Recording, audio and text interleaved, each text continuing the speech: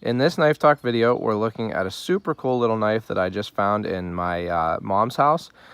First of all, big thanks to my fiance for helping me by holding the phone in front of my face while I'm filming this. So again, as I've said in other videos, for not being into knives or a knife person, she's certainly helpful with my videos and supportive and stuff. So again, thanks for that. But a really cool little knife. I found this in a box of my older brother's stuff, and saw right away that it was a very cool little knife. But when I opened it, I saw that it says Imperial, Germany.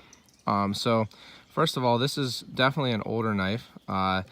It's made by Imperial in Germany, which is really cool in itself. But the other thing that I noticed right away is that I think that these are real mother of pearl handle scales. So you can see that it really nacreous, has a lot of chatoyance and luster to it. That makes me think that it's not cellulose, it's real mother of pearl, which is really cool on a tiny little knife like this. It also has scratting along the edges of each of the covers, which is really cool also. Not really something I've seen in this style of scratting before. Then the other thing here is that these are integral bolsters. So you can see they're both, they have kind of a little bit of accents here, and then if you turn it to the side, they're part of the frame. So unlike most modern knives with bolsters, they're not added on to the frame or the liners of the knife, they're part of it. So either stamped or forged out. And I do believe that the blades on this knife are hand forged. Opening it up here, first of all, really amazed at how nice the action is for such an old seeming knife. Another thing here, I think that they are forged because of the kind of brute de forge scale left on the tang of the knife. So I'm not sure about that, but it seems that they are hand forged. You can see that this was a pen blade. Still seems relatively sharp, and certainly carbon steel. There's some rust and stuff. It's been in a box for probably a long time, but really amazing action. So you can see that it snaps to half stop and then great snap closed. It's a two-blade pen Congress style knife, so there's a blade on each end. Again, the main blade is a spear, and then the secondary here is a pen. The nail nick is a little bit hard to get to on this one, but you can definitely open it up. Let me see if I can get, there it is. Again, another half stop, so even on this little pen blade it has a half stop. Snaps to open. There's actually not even play on either of these blades. So really surprising at how nice the action is, that there's no play on them still.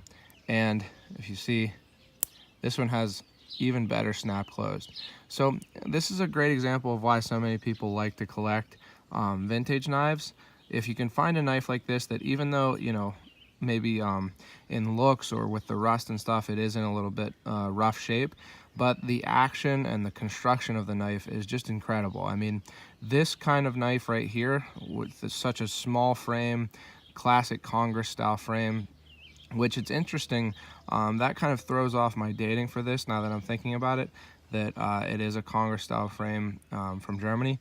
But it's, you know, the kind of knife and the kind of build and action that companies like Great Eastern Cutlery especially are trying to, you know, mimic, or not mimic, but emulate.